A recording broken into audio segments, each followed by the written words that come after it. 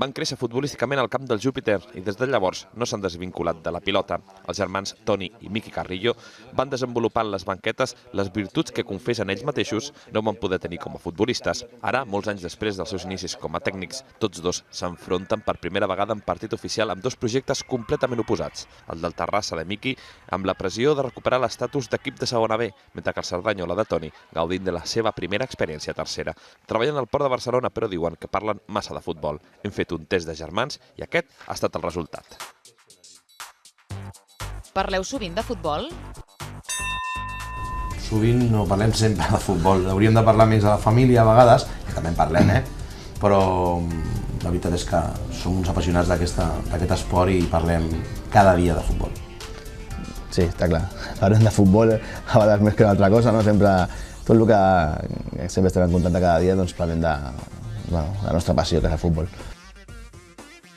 Serà un partit especial el que t'enfrontarà el teu germà? Bueno, és indubtable que és la primera vegada que ens enfrontem amb un partit oficial i sí, encara que són 3 punts, serà un partit especial, indubtablement. Serà un dia especial i 3 punts en joc, però un dia especial. Preferiries guanyar per golejada qualsevol altre partit que no pas aquest?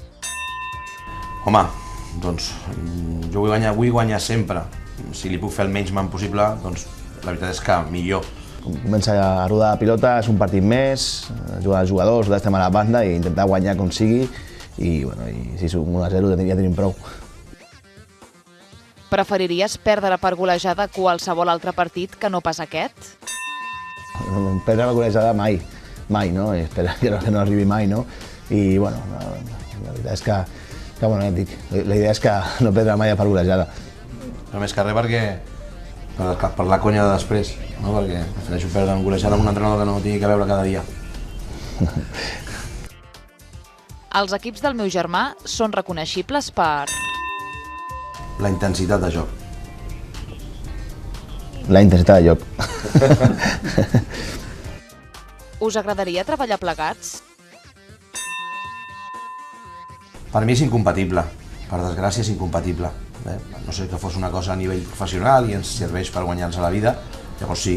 No incompatibles, perquè arribaríem a un acord, el de segon i jo de primer, però bueno, ja està. Incompatibles. Qui guanyarà, el Cerdanyola o el Terrassa? No hi ha cap dubte, el Cerdanyola. Terrassa fàcil. Mucha suerte. Suerte.